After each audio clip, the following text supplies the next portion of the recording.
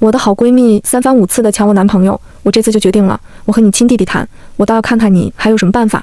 好了，这节课就上到这儿。我叫夏婷，苏南大学研3在读。半年前，我通过了校内的助教考试，所以也会带些课。来上课的都是大1大2的学生。这不，又有个臭小子借着年轻男色在手，对我一阵撒娇，想要拿个不错的平时分。对此，我不为所动。夏老师，你真是好定力的，那家伙仗着长得帅，忽悠了好几个老师。对呀，听说您是我们系唯一一个学生助教，真是太厉害了。就是啊，学姐人美3观正，谁能跟你在一起，真是天大的福气。几个女学生也凑了过来，对着我一顿彩虹屁。夏老师，哦不，学姐，你有没有男朋友啊？面对学生忽如其来的疑问，我不自觉地愣住了。男朋友确实没有，不过男人嘛。隐约中，我感觉到一个挺拔的身影正从后排走了下来，一种莫名的压迫感瞬间袭来。我表哥人超好，你们年龄相当，简直郎才女貌。他有男朋友了，修长的手指覆盖在妹子的手机上，制止住了他正在搜索的动作。沈浩仰着头，眼神愠怒，目光简直就要射穿我。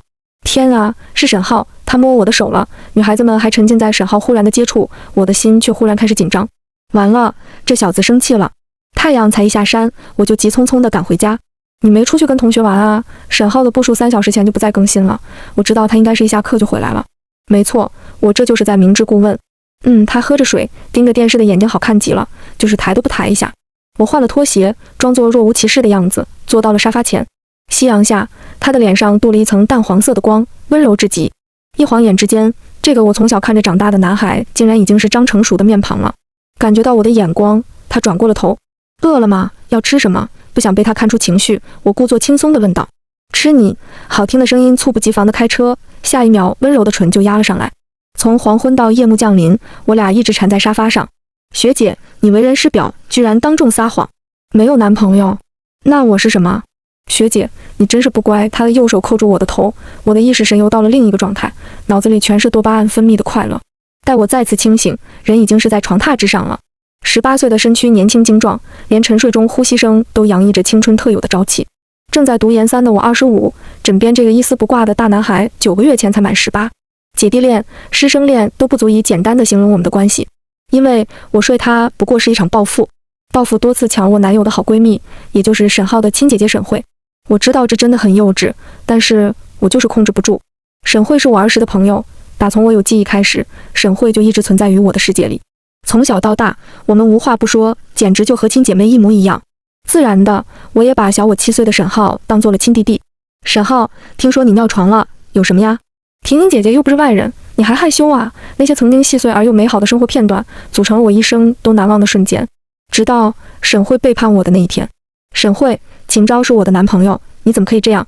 婷婷，沈慧比你更有趣，这不能怪我呀。我流着泪逃离，不想看见身后闺蜜和男友依偎的画面。难过了几天之后，我决定祝福他们。可是没想到的是，沈慧没过1周就甩掉了秦昭。那一次，我们绝交了整整2个月。最后，在沈浩的生日会上，我们才握手言和。比起懵懂的初恋，其实我最在乎的还是同沈慧多年的友情。可是我没想到，秦昭只是个开始。后来，不管是我暗恋的、明恋的男孩，都莫名其妙的同沈慧走到了一起。我报考了一所离家很远的大学，发誓此生都不想再见到沈慧。但是就在我大一下学期的时候，偶然间看到男友的聊天记录里有了一个暧昧对象，是沈慧。她不仅从未对自己做过的事跟我道过歉，竟然隔着一个省还要觊觎我的人。果断和男友分手后，我陷入了长长的感情空窗期，直到我遇见了沈浩。是你自投罗网的，千万别怪我。我抚摸着睡梦中男孩的脸，眼神冷漠疏离。1年前，我听闻了沈浩考上我们学校的事，果然迎新当天，我邂逅了前来报道的他。作为一个研3在读的前辈，我尽职尽责地照顾着稚嫩的他。从学校到我公寓的床畔，姐姐，那晚沈浩第一次紧紧拥着我的时候，他的身体都在抖。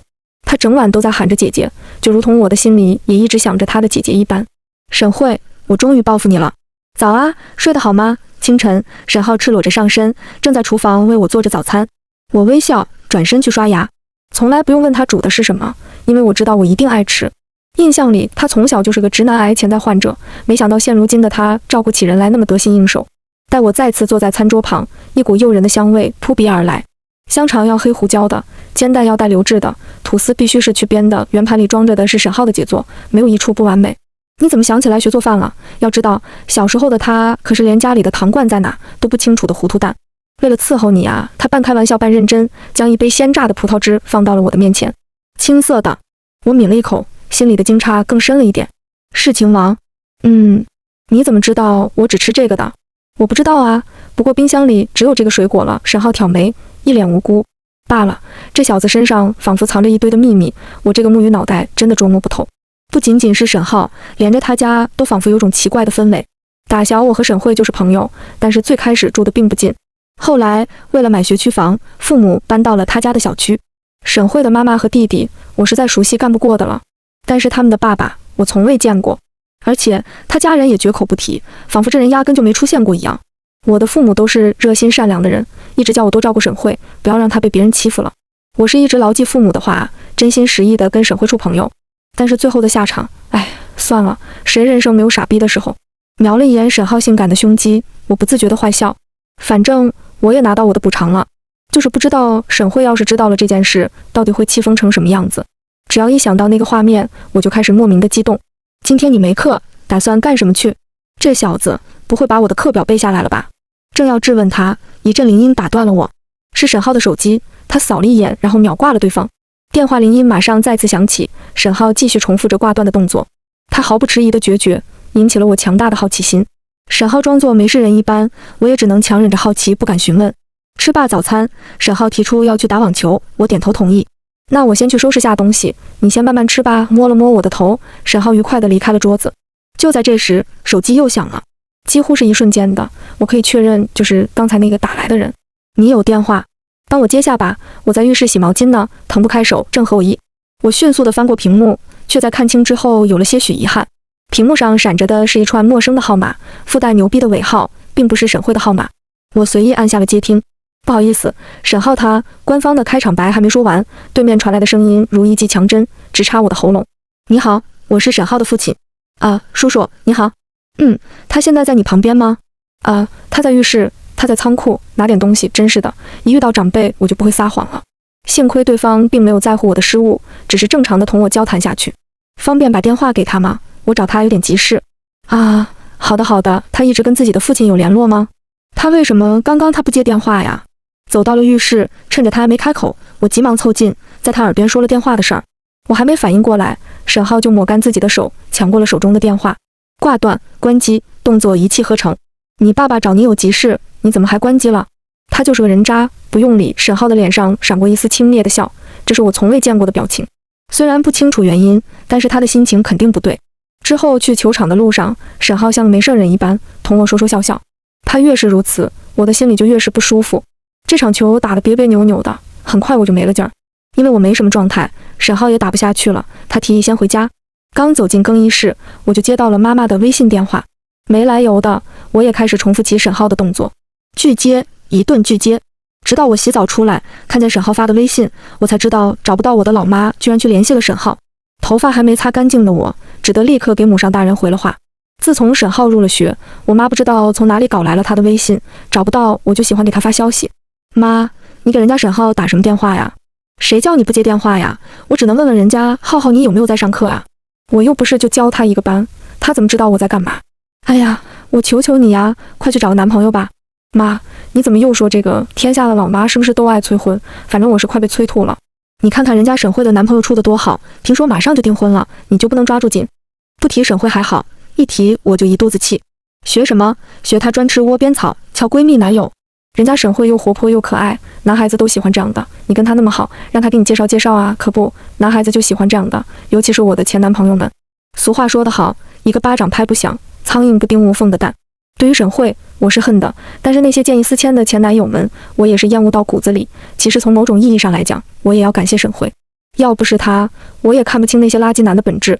可是纵使他有功，也抵不了他的罪。婷婷，你说当年你自己跑到那么远去念书，我和你爸爸已经很担心了，不是为了躲沈慧，我也没想过跑这么远。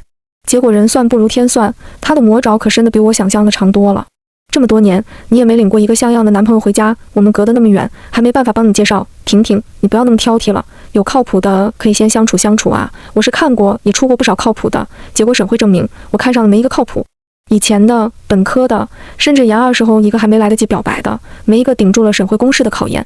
你看人家沈慧看人多准，听你崔阿姨说啊，她这个女婿可好了。知道了妈妈，我自己有打算，那些委屈和难过的往事，我真的不知道如何跟妈妈开口，既害怕妈妈生气，自己又觉得格外丢脸。除了逃避和沉默，关于沈慧这个人，我真的是没有任何想要评述的心情。你有什么打算啊？你都从来不跟我们说，不想和我们说，可以和沈慧说，你俩以前不是最好的朋友吗？有什么事你可以跟她沟通啊。知道了，妈妈，我真的要挂了，我还有事呢。挂断了母亲的电话，我的脑海里却一直回荡着她夸奖沈慧的腔调。最早的时候，父母对于沈慧的喜爱源于成年人对孩子的怜爱，尤其是面对着一些喜欢八卦调笑沈慧的大人们，他们更加心疼尚在年幼的她。但是随着时间的流逝，长大的沈慧展现出了一般孩子没有的能力。性格好、会说话的沈慧越发的赢得我父母的欢心，相比较木讷的我格外可爱。如果我把她的真面目说出来，会有人信我吗？收拾好自己之后，我走出了网球馆。沈浩站在阳光下，一看见我出来就跑过来接过我的包。母亲的夸奖，沈慧的声音又一次响起，一抹邪恶的思绪冲了上来。沈慧曾经说过，她未来的弟妹一定要是个靠谱的人，否则她绝对不会让对方进门。她的眼光那么好，可是自己的弟弟被我睡了大半年，她却根本看不见。或许我也该提醒她了。临近端午，学校开始忙了起来。坐在酒店里，我安静地喝着下午茶，等待着赞助方的代表。婷婷，好久不见！身后传来一道男声，我下意识地扭头，一张看上去有些熟悉的脸，我自然地皱起了眉。你是？就在我疑惑的时候，对方自报了家门。我是周航瑞呀，才几年啊，你就把我忘了？相对于我的陌生，周航瑞拉开我对面的椅子，热络至极地坐下。你一点都没变，还是那么天真可爱。夸一个25岁的女人天真，这可不是什么好词，尤其是对方还带着前男友的身份，而且好死不死的还是被沈慧勾引的最顺手的那个。我这边还有事，麻烦你起来一下。这么多年没见，我有好多话想跟你说呢，咱俩先把微信加上吧。男人竖起手机展示上边的二维码，殷切地期盼着。我毫不留情面地摇了摇头，随后站起身来，转头就走。夏婷，我就是你在等的东升集团的代表，眼见我一丝也不留恋，周航瑞收了玩笑的嘴脸，只得自报家名。在我难以置信的表情中，周航瑞递来了名片，黑纸白字写着东升集团宣传部总监的名头。我半信半疑地坐下，等着看他接下来还要演哪出戏。婷婷，当年的事是我不对，我郑重地向你道歉，迟来的歉意贱如狗。周航瑞，你省省吧，要不然就好好谈工作，我没时间和你扯别的。你还记得我的名字？这还不算糟糕。周航瑞像是什么霸总附体，竟然对我装起了深情人设，我真的快吐了。我再说最后一遍，能谈工作就谈，不能就别耽误我时间。我的态度已经降至冰点，周航瑞也只得举手投降。他拿出了文件，同我一一对接。除了该有的情绪，我没再给他多一分的感受。殊不知，有些回忆却因为他的出现再次飘进我的脑海。老实说，要彻底忘记周航瑞并不那么简单。他算是我成年后第一个爱过的人。我暗自庆幸没有了沈慧的捣乱，我的情感之路肯定会一路顺畅。我对周航瑞是真心付出过的，以至于最后当我发现他和沈慧有联系的时候，那是我第一次彻底失控。我把周航瑞租住的公寓差点掀翻，而后拉黑了关于他的一切。但是周航瑞却连一句回应都没给我，就那样彻底消失在我的世界里了。他见异思迁，铁渣男无疑了。但是沈慧，他一边做着我的朋友，一边还撬着我的男人，他更不是个东西。现如今，我不知道周航瑞的突然出现带着什么阴谋。总之，我有种不好的预感。自从那次在酒店告别之后，周航瑞并没有什么大动作。为了安全起见，我和同事对调了工作，也断了2次见他的可能。中午开会，教务主任特意通知我周末要参加聚会，是上次的赞助商请客，特意提了要喊你来。小夏呀，我看对方代表年轻有为的，是不是相中你了呀？主任有一搭没一搭的开着玩笑，我只得尴尬的回笑。阿西吧，这个阴魂不散的死渣男。第二天在看到聚餐地点的时候，我的心情更加不好了。居然是设在酒店的正式聚餐，同事们都在兴奋地谈论穿什么，只有我愁眉苦脸。晚上回到家，我难得没了吃饭的心情。怎么了？挨训了？沈浩围在我身边，帮我舒展肩膀。比挨训惨，谁敢欺负你，我去揍他。听着沈浩孩子气的安慰，我笑了一下。不是，就是明天要参加个聚会，还要穿正装，很麻烦的。什么聚会呀？沈浩的询问没有任何试探的味道，我却不自觉地撒谎。没什么，就是赞助商请客，校领导都会去。你要是不喜欢，到时候我给你打电话，给你个理由让你提前走。看着沈浩一本正经地为我出主意，我竟然还有点自责，终究是隐瞒他了。虽然我心里清楚自己是在报复沈慧，可是毕竟跟沈浩有了亲密关系。要说我心里一点感觉没有，肯定是在撒谎。有时候我也想过，换一种身份相遇，我会对沈浩动心吗？答案早就藏在我每次在床上对他热切的回应中了。不止一次，沈浩试探性地问过我，何时才能跟家里人说清我们的关系。没有例外的，我都是选择了搪塞。我们差了7岁，我和他姐姐之间还有那么别扭的回忆，贸然开口只会引起轩然大波。其实我一直在等一个合适的时机，因为我一定会让沈慧知道这件事。睡了沈浩，无非就是为了恶心沈慧，但是2家之外的其他人，我还是不想扰乱大家的生活。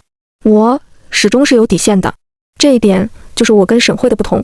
酒会当夜，我还是硬着头皮去了。杯弓交错之间，大家玩得都挺开心。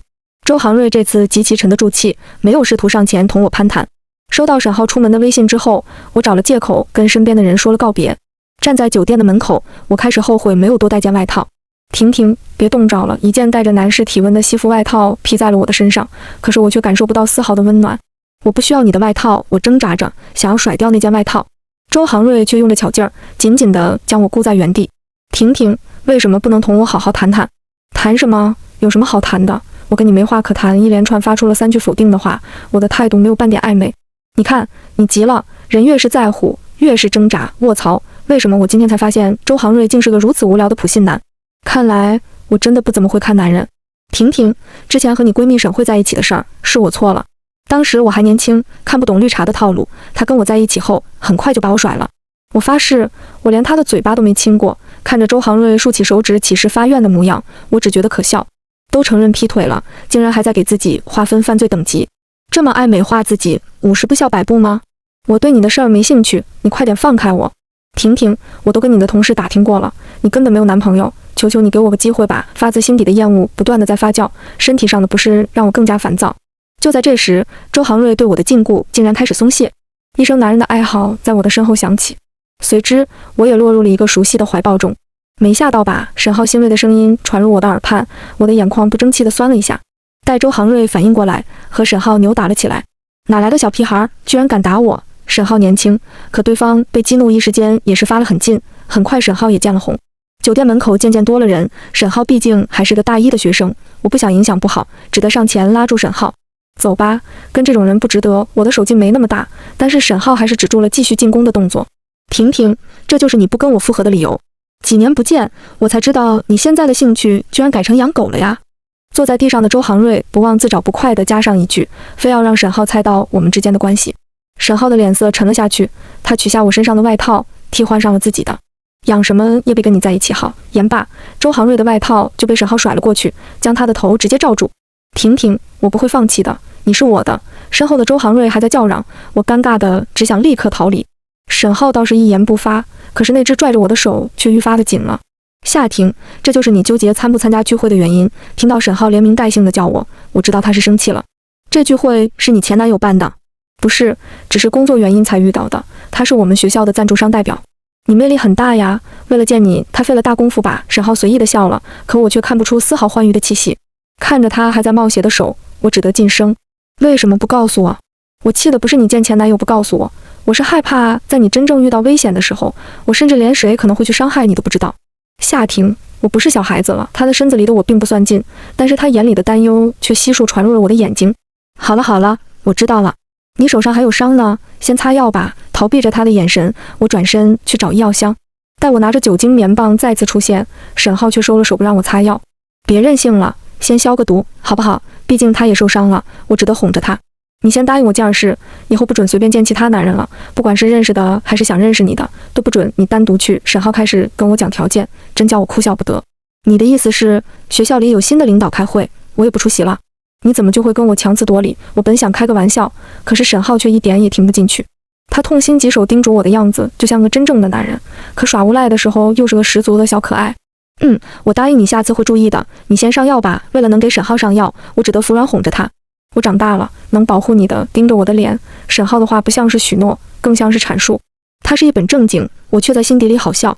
一个连身体都被我算计过的男孩，还好意思说自己是个大人了？没错，我夏婷是不会看男人，可沈浩的眼光也不怎么好。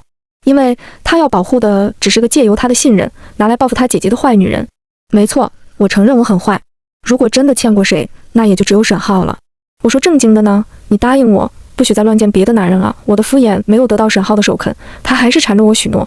好好好，不见了不见了。你答应我了，一定要说到做到。沈浩用那只干净的手揽着我，笑得一尘不染。他的简单对照出我心底潜藏的黑暗，就像是我们的未来一般，注定是殊途，永远无法同归。被周航瑞这么一闹，沈浩开始高度警惕。上学下学，他都会准时出现在我途经的地点，根本不让我有落单的情况。我可答应过阿姨，好好看着你的。他一本正经，甚至连我妈都被他搬了出来。抗议无效，只得跟他一起出了门。虽然也会跟他一起去打球，但是陪逛街、看电影这种更加情侣的事，我会尽量避免和沈浩一起。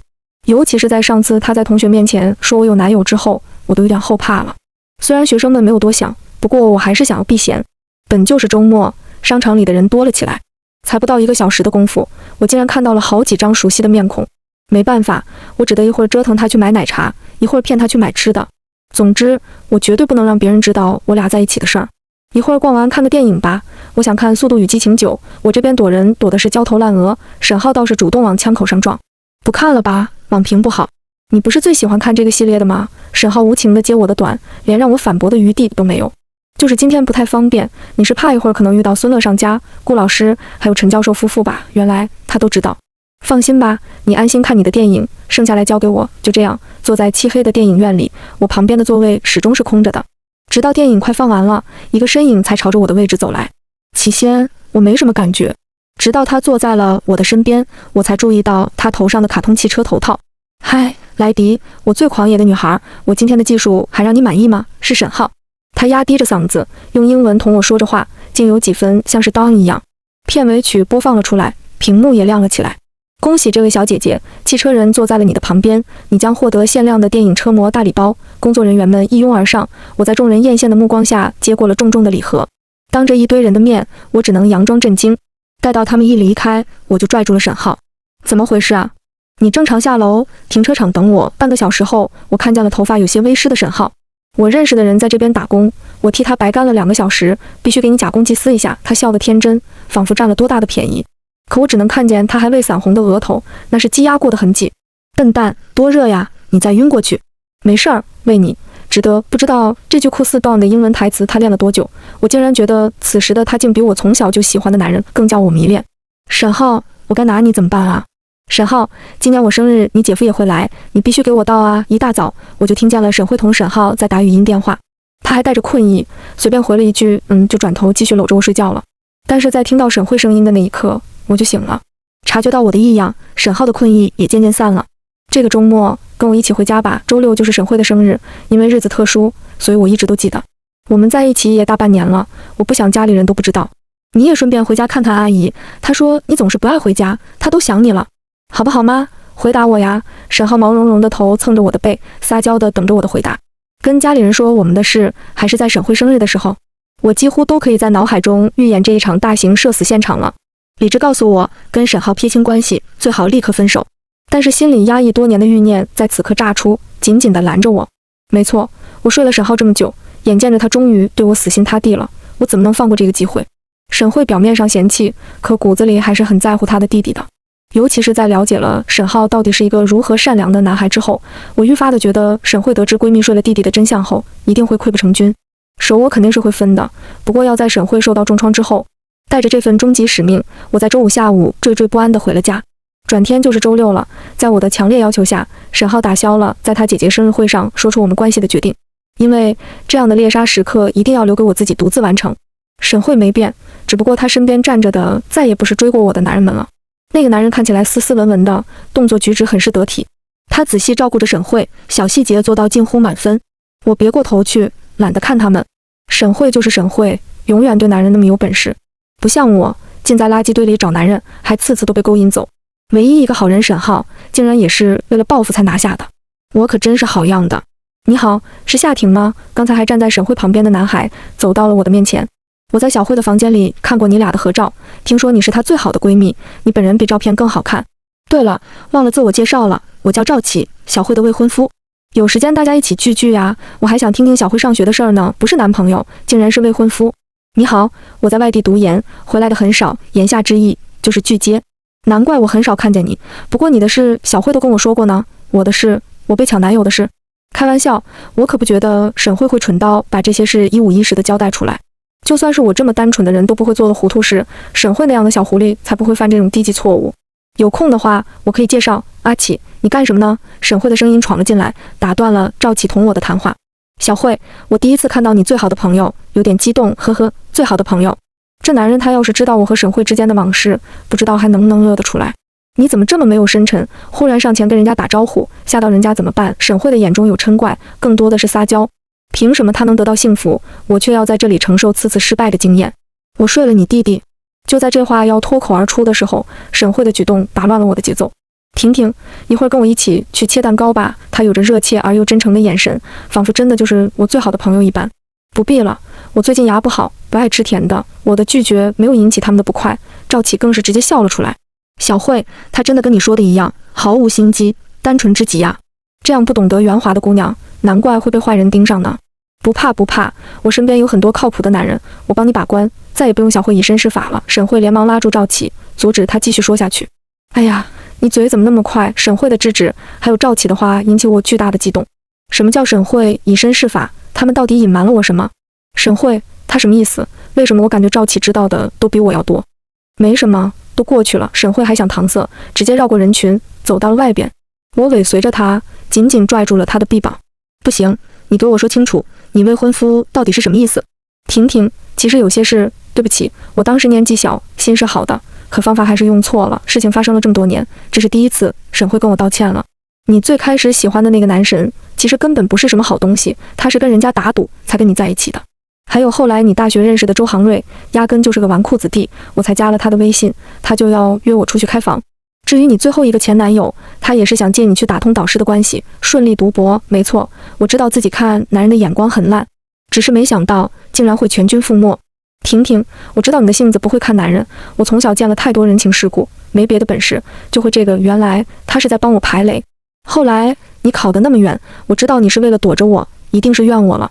但是我就是忍不住，总想看看你身边站的是不是个好男人。没想到，在我自以为是的厌恶沈慧的时候，他竟然什么都知道。紧接着，沈慧又跟我说了好多我并不知道的事。你应该听说过关于我家的事吧？什么我妈妈是小三，我弟弟沈浩是私生子的事。其实事实上是我爸爸怀疑我不是他的孩子，跟我妈离了婚。后来得知我妈离婚的时候就怀了沈浩，才又复婚了。他是个重男轻女的人，对我一直不太好，妈妈接受不了。没过几年，他们最终还是离婚了。今年初，爸爸联系我们，主动示好。他现在是个做医疗生意的大老板了，送了我们全面的体检。难怪沈浩那么抗拒接他父亲的电话，背后竟然还有这样一段隐情。结果他压根就是黄鼠狼给你拜年。他做这一切的目的，就是为了给我和小浩做检查，看看谁更适合给他在婚生的儿子做配型。小浩因为这事跟他差点动了手，他也坚决不让我同意捐骨髓的手术。什么？是你配上了？天啊，没想到才不联系的1年里，沈慧发生了这么多的事。小慧，你不欠他的，不管做什么决定都可以，你有资格拒绝的。救人不是沈慧的本分，尤其是对着父亲的继子。我自诩跟沈慧从小经历了的一切，这些他心底的痛，我竟然从来都不知道。那些我在心里诅咒谋划报复沈慧的时刻，他都在经历些什么呀？我决定捐了，不是为了我爸，只是想救条命。为了我珍惜的人，我可以拼尽全力。以前我不懂得用方法，但是今后我不会再犯低级错误了。对了，你都快1年不搭理我了，你的事我什么都不知道呢？没有乱交男朋友吧？这方面你真的是叫我操碎了心。沈慧一副恨铁不成钢的模样，这次换我紧张了。半晌，我终于还是决定开口了。沈慧，我跟小浩睡了，还没从这个字面中的意思反应过来，我又给了沈慧更重的一击。那个已经半年了，我发誓，我认识沈慧这么多年来，第一次看见她的脸上出现如此复杂的表情。如果用一串符号来表示，我觉得应该更合适一点。我和沈慧多年的误会再次解开，可惜我最初的念头也终于被沈浩知晓。他没有说多么难听的话，甚至微信都没有拉黑，只是彻底搬出了我的世界。起先，我真的以为我这是对彼此最好的结局了。直到我开始失眠，甚至一遍一遍地去电影院看《速度与激情9》。没错，我也没逃过真香定律。不仅仅是舍不得多年积攒下来的情分，更多的是我发现自己好像真的爱上沈浩。原来在我的脑海中，他再也不是一个单纯的18岁孩子，而是一个真正能撩拨我心思的男人。没办法了，怎么做媒的再怎么追回来吧。因为还能看见沈浩的朋友圈，我只能大胆试了最烂的一招。坐在妇产科的诊室外，我没等来沈浩，却看到了一张莫名其妙的脸。婷婷，你怀了谁的孩子啊？周航瑞上来就爆了我的底，差点给我吓晕过去。我掏出了手机，这才发现我竟然忘记分组屏蔽了。天啊，我能不能再蠢一点？迅速删除了说说，我无力地朝着医院外走去。婷婷，你没怀孕吧？婷婷，你不是个乱搞的女孩，我知道。婷婷，你看我一发现你出事儿了，立刻就赶过来了。我对你的真心日月可见啊！跟在身后的男人就像是只倒霉的苍蝇，一顿嗡嗡嗡。周航瑞，我再跟你说最后一遍，不管我怀没怀孕，都跟你没关系好吗？还有，我警告你别跟着我了，明确的不能再明确的拒绝，这是我对周航瑞最后的耐心了。婷婷，你就是在说气话。没有我，你还要什么更好的选择吗？难不成你真要跟上次那个小学生在一起？